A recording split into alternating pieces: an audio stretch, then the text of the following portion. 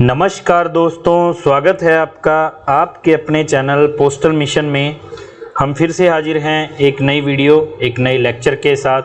तो जो हमारी 50 प्लस और 30 प्लस इम्पोर्टेंट क्वेश्चंस की सीरीज चल रही है, उसी में ही हम आज अगला पार्ट जो है वो लेकर आए हैं।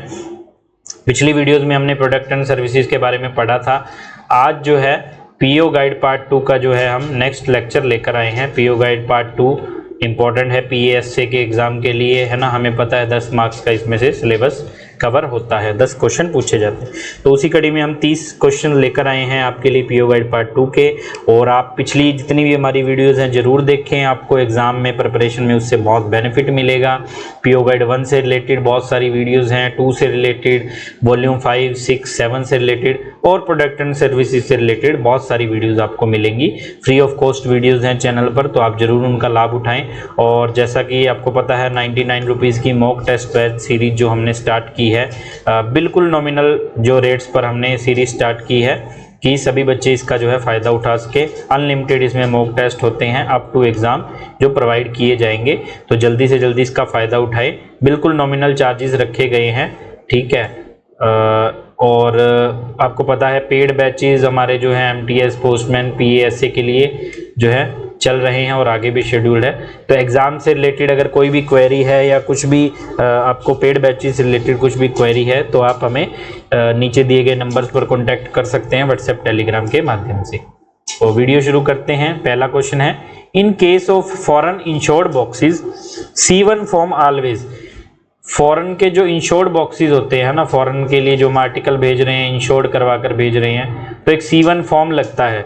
C1 फॉर्म जो है वो कैसे लगाया जाएगा या कहाँ लगाना आता है, ये पूछा है। ऑप्शंस हैं अफिक्स टू आर्टिकल, क्या आर्टिकल के साथ उसे टेप से लगा दिया जाएगा या उसकी कोई ज़रूरत नहीं है, या फिर अकॉर्डिंग टू कन्वीनियंस कि जहाँ मर्जी है जिस मर्जी जगह लगा सकते हैं, या केप्ट इनसाइड द आर्टिकल, क्या आर्टिकल के अंदर ही लगाया जा सकता है। 4 ऑप्शंस हैं। तो इसका सही जवाब हो जाएगा ऑप्शन ए, अफिक्स्ड टू आर्टिकल। मतलब जो आर्टिकल है पैकिंग बॉक्स हो गई उसके साथ टेप के साथ लगा दिया जाएगा। नो नीड तो ये तो गलत हो गया, कन्वीनियंस वाला भी नहीं है। केप्ट इनसाइड आर्टिकल, अगर कोई आर्टिकल पैक करके लाएगा तो हम उसे खुलवाएंगे नहीं, तो ऑप्शन ए इसका राइट आंसर हो जाएगा। नेक्स्ट क्वेश्चन है, letter mail items received from any other country for delivery within India may be redirected to any place within India by air।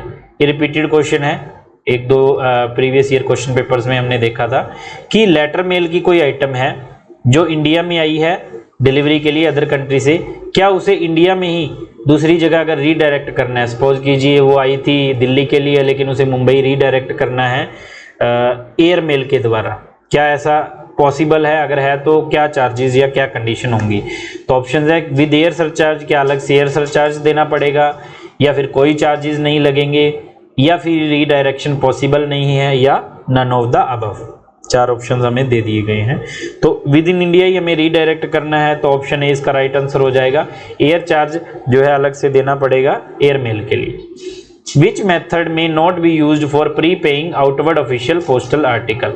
इसमें पूछा है कि आउटवर्ड ऑफिशियल आर्टिकल जो है प्रीपेड आर्टिकल हैं जिनमें पेमेंट की हुई है और ऑफिशियल पोस्टल आर्टिकल है, तो उसमें पेमेंट का कौन सा मेथड यूज नहीं किया जाना चाहिए। इसमें ये नहीं पूछा कि कौन सा किया जाना चाहिए कौन सा नहीं किया जाना चाहिए। तो बाय कैश, बिल्कुल हम कैश से पेमेंट कर सकते हैं। सर्विस स्टैम्प, बिल्कुल ऑफिशियल पोस्टल आर्टिकल पर सर्विस स्टैम्प यूज की जा सकती हैं। ऑप्शन सी है बोथ ऑफ द अबव, या D none of the above. ठीक है, आपको बोथ ऑफ द अबव नहीं लगा देना है क्वेश्चन में कंफ्यूज होकर। उसमें पूछा है विच मेथड में नॉट बी यूज्ड, तो इसका राइट आंसर आ जाएगा option D none of the above, कि दोनों मेथड यूज किए जा सकते हैं, तो ये नन ऑफ द अबव आ जाएगा। क्वेश्चन को ध्यान से पढ़ना है, क्वेश्चन अगर घुमा के पूछा जा रहा है तो आपको गलत नहीं कर देना है। प्रेजेंस ऑफ माइंड आपका वहां पर होना चाहिए, एग्जाम दे रहे हैं आपका कंसंट्रेशन होना चाहिए बिल्कुल। Undeliverable mails normally returned by dash in case of foreign post. Foreign post के अगर आर्टिकल हैं वो अनडिलीवर रह गए, है ना, जो डिलीवर नहीं हो पाए, वो नॉर्मली किस रूट से वापस आते हैं, कि सामान्यतः किस रूट से वापस आ जाते हैं या जाते हैं? क्या सरफेस मेल से जाते हैं, या एयर मेल से जाते हैं, या जो सस्ता होगा कन्वीनियंट होगा उससे जाएंगे, या फिर none of the above.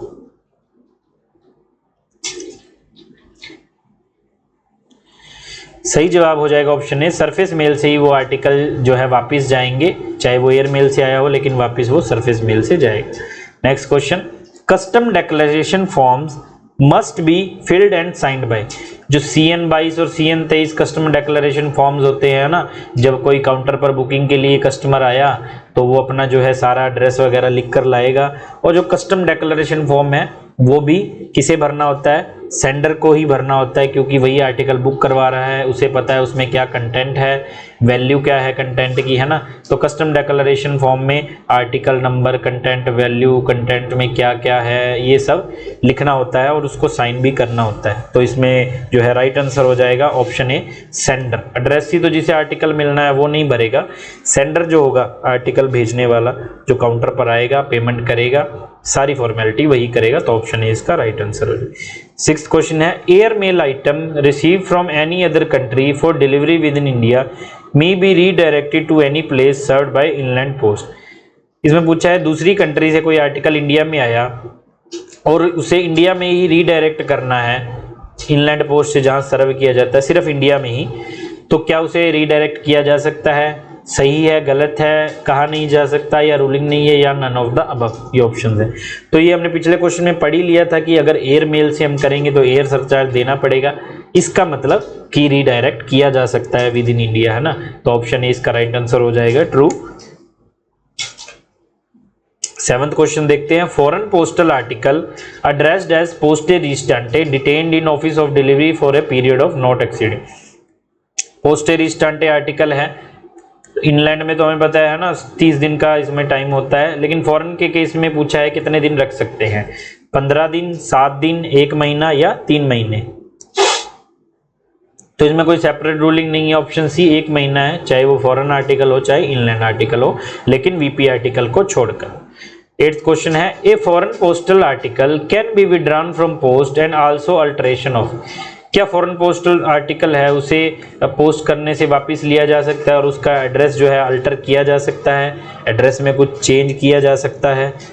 Option है क्या सही है, गलत है, रूलिंग में नहीं है, या कहा नहीं जा सकता, या नन ऑफ द अबव। इसका सही जवाब हो जाएगा option A, true is the right answer. Next question, surface mail item receive in India from a country with applying reduced charges they may be redirected by surface mail to any country on payment। अब है कि surface mail है जो बाहर से आई है India में, है ना, और जिसमें है कि रिड्यूस चार्जेस जहां जिस कंट्रीज में लगते हैं, क्या उन्हें रीडायरेक्ट किया जा सकता है surface mail to any country, मतलब कोई भी कंट्री में सरफेस मेल द्वारा रीडायरेक्ट किया जा सकता है पेमेंट करने के बाद। ठीक है, तो उस केस में पूछा है क्या क्या होगा, क्या कोई चार्ज नहीं देने पड़ेंगे, या फिर जितने पहले चार्ज दिए उतने देने पड़ेंगे, ठीक है, या फिर रीडायरेक्शन पॉसिबल नहीं है। 4th ऑप्शन है, difference between the postage already paid and charges if item dispatch direct from country of posting to its new destination. इसमें बोला है कि अगर जिस कंट्री में आर्टिकल पोस्ट हुआ और सीधा डेस्टिनेशन कंट्री में डायरेक्ट भेज रहे हैं और कोई पोस्टेज ऑलरेडी पे की हुई है, ठीक है, उन दोनों का जो डिफरेंस होगा वो 4 ऑप्शन हमें दिए गए हैं। इसका राइट आंसर हो जाएगा ऑप्शन डी, जो भी डिफरेंस होगा, जितनी पोस्टेज पे की है और जितना उसका एग्जैक्ट चार्ज लगना था, उन दोनों का डिफरेंस। 10th क्वेश्चन है, application for withdrawn of foreign postal article from post forward beyond India by.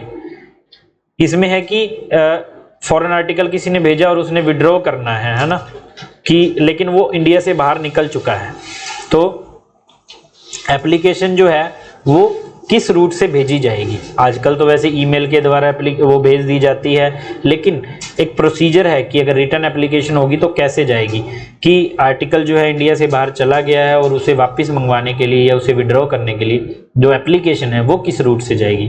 क्या एयर मेल से जाएगी, सरफेस मेल से जाएगी, या दोनों भी हो सकते हैं, या दोनों में से कोई नहीं। इसका सही जवाब हो जाएगा option B, surface mail. Application जो है वो सरफेस मेल से ही जाएगी। Air mail items receive from any other country for delivery within India if redirected to abroad by surface then. सारे ये ज्यादातर रीडायरेक्टेड वाले क्वेश्चन है इसमें, कि एयर मेल आर्टिकल आया था इंडिया में डिलीवरी के लिए और उसे रीडायरेक्ट करना है दूसरी कंट्री में, लेकिन सरफेस से करना है। आया वो एयरमेल से था, लेकिन दूसरी कंट्री में हमें सरफेस से करना है। तो ये तो हमें पता चल गया, रीडायरेक्ट हम इंडिया में भी कर सकते हैं, फॉरेन में भी कर सकते हैं, और बाय एयरमेल भी कर सकते हैं, और बाय सरफेस भी कर सकते हैं।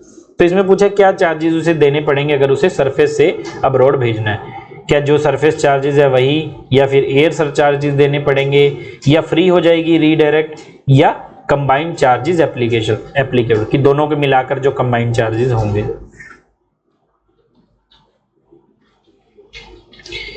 इसका सही जवाब हो जाएगा ऑप्शन सी, फ्री रीडायरेक्शन, क्योंकि एयरमेल आर्टिकल वो आया था और एयरमेल चार्जेस उसमें ऑलरेडी पे किए हुए हैं, तो उसे सरफेस से अगर हमें भेजना है तो हमें कोई चार्ज देने की जरूरत नहीं है। नेक्स्ट क्वेश्चन है, if sender desire the application for withdrawn of foreign postal article from post forward बियोर इंडिया बाय एयरमेल, अगर तो सेंडर आर्टिकल को रिकॉल करवाना चाहता है, तो हमने बताया पिछले क्वेश्चन में कि उसकी जो है सरफेस मेल के थ्रू एप्लीकेशन जाएगी, लेकिन सेंडर बोलता है कि मैं जो भी चार्जेस लगेंगे वो देने को तैयार हूं, लेकिन मेरी एप्लीकेशन को जो है एयर मेल द्वारा भेज दिया जाए, तो उस केस में हम उससे कितने पैसे लेंगे। तो ऑप्शन ए है, pay air surcharge according to weight of application, कि एप्लीकेशन का कितना वेट है उतने पैसे लगेंगे, कि कागज का कितना वेट है। Pay air surcharges applicable for 10 gram letter, कि 10 ग्राम लेटर के जितने एयर सरचार्ज लगते हैं उतना लिया जाएगा, या फिर सरफेस ट्रांसमिशन अवेलेबल है सिर्फ, या फिर फ्री होगा एयर ट्रांसमिशन। ये हमसे पूछा गया है, 4 ऑप्शन।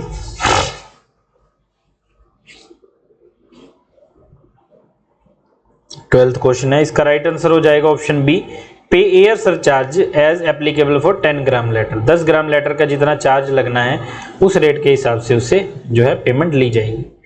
13th क्वेश्चन है, how many types of custom declaration forms are there, most common question है ना, CN 22 और CN 23। तो 2 तरह के कस्टम डिक्लेरेशन फॉर्म होते हैं, ऑप्शन बी इसका राइट आंसर हो जाएगा। 14th क्वेश्चन है, post office taking responsibility for recalling a foreign article, क्या पोस्ट ऑफिस जो है फॉरेन आर्टिकल को रिकॉल करने की जो है लाइबिलिटी या रिस्पॉन्सिबिलिटी लेता है पूरी तरह से। देखो इसमें क्या होता है, कोई हमारे पास एप्लीकेशन देने आया कि मुझे फॉरेन आर्टिकल जो है वो रिकॉल करवाना है ना, तो उसमें क्या होगा कि हम उसको डिनाई नहीं करेंगे, हम उसकी एप्लीकेशन लेंगे और हम आगे फॉरवर्ड कर देंगे कि जो हमारा चैनल है, और हम फॉरेन पोस्ट ऑफिस तक भी उसे मेल कर देंगे और लेटर भेज देंगे। बट कई बार क्या होता है, आर्टिकल वहां से निकल चुका होता है फॉरेन कंट्री के लिए, तो उस केस में क्या है, हम रिस्पॉन्सिबिलिटी नहीं लेंगे, पोस्ट ऑफिस रिस्पॉन्सिबिलिटी नहीं लेगा। ऑप्शन ए ट्रू, नहीं ऑप्शन बी आएगा false, post office taking responsibility नहीं लेगा, फॉल्स इसका राइट आंसर हो जाए। 15th क्वेश्चन है, addressee of a inward foreign postal article shall call to dash for custom examination and other formality, जो भी इनवर्ड फॉरेन आर्टिकल, जो बाहर से फॉरेन आर्टिकल आ रहा है इंडिया में, और उसका जो एड्रेसी है, जिसे वो एड्रेस मिलना है, जिसे वो आर्टिकल मिलना है, ठीक है, तो उसे जो है कस्टम फॉर्मेलिटी और एग्जामिनेशन के लिए बुलाया जा सकता है। कौन से ऑफिस के द्वारा बुलाया जा सकता है, फॉरेन पोस्ट ऑफिस द्वारा, ऑफिस ऑफ ट्रांजिट द्वारा, ऑफिस ऑफ एक्सचेंज द्वारा, या डेस्टिनेशन पोस्ट ऑफिस द्वारा। अब डेस्टिनेशन पोस्ट ऑफिस को तो पता नहीं क्या कस्टम एग्जामिनेशन या फॉर्मेलिटीज है, तो इसका सही जवाब होगा option C, office of exchange. Office of exchange द्वारा जो है बुलाया जाएगा कस्टमर को या एड्रेसी को। 16th क्वेश्चन है, warehousing charges on article divide from addressee from dash if addressee fail to take delivery within 7 day. Warehouse charges कब से लगने चालू होंगे अगर 7 दिन में डिलीवरी एड्रेसी ने नहीं ली, क्या 8वें दिन से, क्या 7वें दिन से ही लगेंगे, या 10वें दिन से, या 15वें दिन से। सही जवाब हो जाएगा ऑप्शन ए, 8वें दिन से वेयर हाउस चार्जेस लगने स्टार्ट हो जाएंगे। आर्टिकल में बी विड्रॉन फ्रॉम पोस्ट और एड्रेस में बी अल्टर्ड ओनली इफ, इसमें यह पूछा है कि आर्टिकल है, कोई भी बुक हो गया, तो उसे विड्रॉ करना है या रिकॉल करना है, तो कौन सी कंडीशन में किया जा सकता है, या एड्रेस अल्टर करना है। तो ऑप्शन है, नॉट बीन कॉन्फिस्केटेड, कि कोई भी कारण से उसे रोका ना गया हो, not destroyed by the competent authority, जो भी कंपिटेंट अथॉरिटी है उस आर्टिकल को डिस्ट्रॉय ना किया हो, या वो डिलीवर ना हुआ हो एड्रेसी को, या फिर ऑल ऑफ द अबव। तो 3 कंडीशंस दी हैं, क्या तीनों कंडीशन में ही जो है आर्टिकल को रिकॉल नहीं किया जा सकता, तो option D all of the above is right. 18th question है, what will be done to undeliverable unregistered printed paper of no value. Unregistered printed paper of no value, जिनकी कोई वैल्यू नहीं है और अनरजिस्टर्ड है और वो अनडिलीवर रह गए, डिलीवर नहीं हुए, उन्हें क्या किया जाएगा या कैसे डील किया जाएगा? क्या उसे सरफेस मेल द्वारा वापस कर दिया जाएगा, या उसे रिटर्न ही नहीं किया जाएगा, या फिर अगर सेंडर जब तक रिक्वेस्ट नहीं करेगा तब तक उसे रिटर्न नहीं किया जाएगा, या नन ऑफ द अबव? तो बिल्कुल इसमें 18वें का ऑप्शन सी राइट होगा। वो उसमें कोई वैल्यू नहीं है, कुछ नहीं है, तो अगर सेंडर रिक्वेस्ट नहीं करेगा तब तक उसे रिटर्न नहीं किया जाएगा। नेक्स्ट क्वेश्चन है 19, application for withdrawn of foreign postal article from post must be handed over to. वही फॉरेन आर्टिकल को रिकॉल करवाना है तो उसकी एप्लीकेशन किसे देनी पड़ेगी या कौन से ऑफिस में देनी पड़ेगी? क्या पोस्टिंग हेड ऑफिस या सब ऑफिस जहाँ से पोस्ट किया है, या फिर सिर्फ हेड ऑफिस में, या कोई भी हेड ऑफिस या सब ऑफिस में, या नन ऑफ द अबव?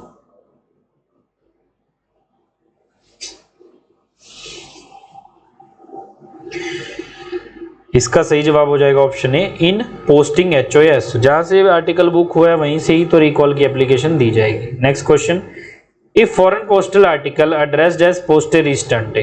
अगर पोस्टे रिस्टेंटे है फॉरेन पोस्टल आर्टिकल तो उसे कैसे जो है वेयर हाउस चार्जेस लगेंगे? Warehouse charges divide from 7th day या 8th डे या 1 महीने के बाद, या कोई वेयर हाउस चार्जेस नहीं लगेंगे। 4 ऑप्शन हमें दिए गए हैं। 20वां क्वेश्चन है,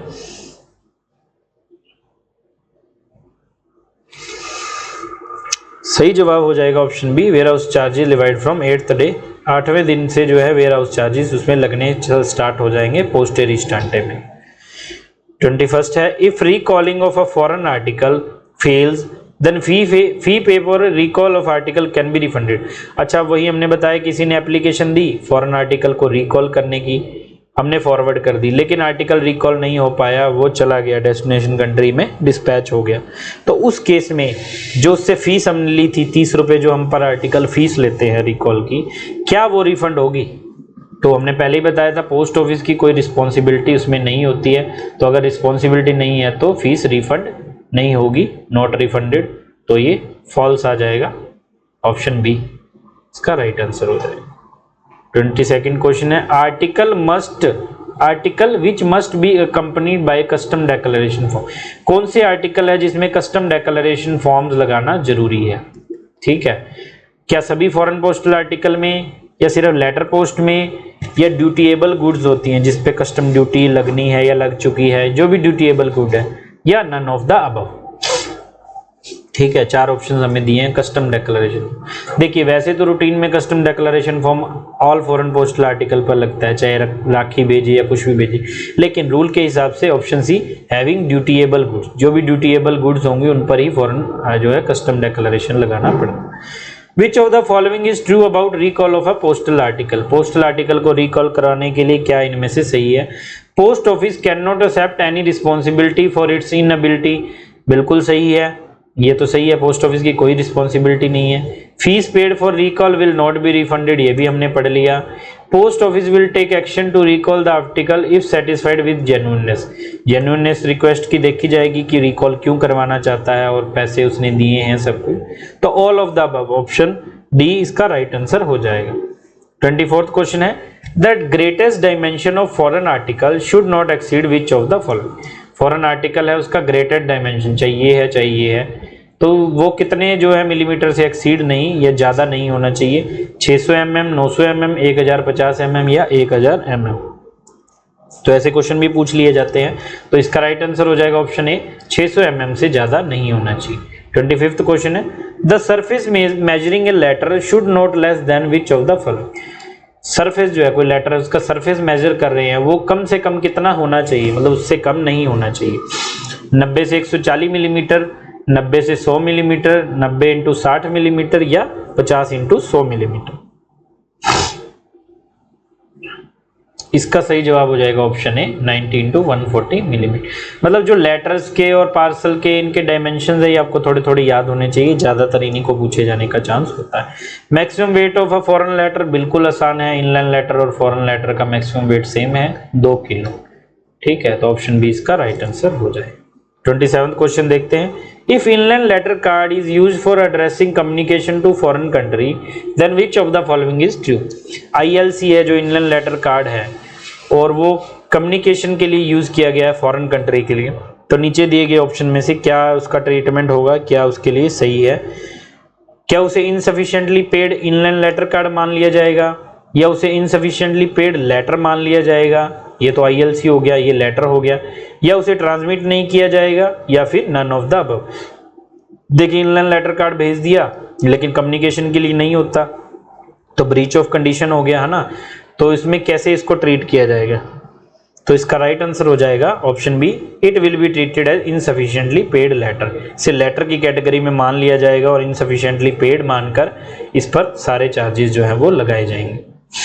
विच of the following service is not available for foreign post.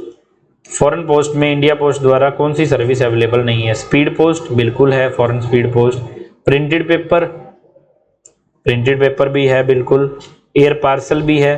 तो ऑप्शन डी ज्ञान पोस्ट। ज्ञान पोस्ट की जो फैसिलिटी है वो सिर्फ इनलैंड के लिए है, इंडिया के लिए है, फॉरेन के लिए नहीं है। ठीक है, तो ऐसा क्वेश्चन भी आपसे पूछा जा सकता है। अगला क्वेश्चन है 29th क्वेश्चन देखते हैं। Reply post card service is not available to which of the following. Reply post card service है, वैसे नए PO रेगुलेशंस के हिसाब से तो ये बंद हो गई है स्कीम, लेकिन क्वेश्चन आपसे पूछा जा सकता है। ठीक है, तो कौन सी कंट्रीज के लिए reply post card service available नहीं है। बांग्लादेश के लिए, भूटान के लिए, नेपाल के लिए, या फिर इन तीनों कंट्री के लिए है, बाकी सभी कंट्रीज के लिए नहीं है, ऐसा पूछा गया है। ठीक है, इसमें पूछा है सर्विस नॉट अवेलेबल। ठीक है, तो अवेलेबल पूछ लिया जाएगा और ऑल कंट्रीज पूछ लिया जाएगा। तो बिल्कुल ऑप्शंस में आपको कंफ्यूज नहीं होना है, आपको कंसंट्रेशन से जो है कंसंट्रेशन रखनी है एग्जाम में और नर्वस नहीं होना है। उसी वजह से जो है बहुत से होशियार बच्चों के भी क्वेश्चंस गलत हो जाते हैं।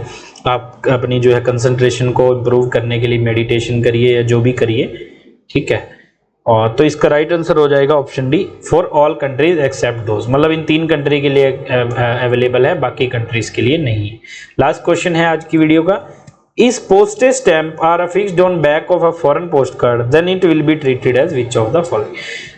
कोई पोस्ट कार्ड है फॉरेन के लिए जो भेज रहे हैं, उसके उस बैक साइड पे जो है पोस्टेज टिकट्स लगी है ना, तो उसे कैसे ट्रीट किया जाएगा, क्या उसको माना जाएगा। वो ब्रीच ऑफ कंडीशन हो गया है ना, तो उसे कैसे ट्रीट किया जाएगा ये पूछा है। क्या उसे अनपेड मान लिया जाएगा, या इनसफिशिएंटली पेड मतलब कम पेमेंट हुई है, या फिर प्रीपेड मान लिया जाएगा, या फिर अनपेड लेटर की कैटेगरी में उसे मान लिया जाएगा। क्या होगा उसमें ब्रीच ऑफ कंडीशन में। 30th क्वेश्चन है, लास्ट क्वेश्चन है आज की वीडियो का।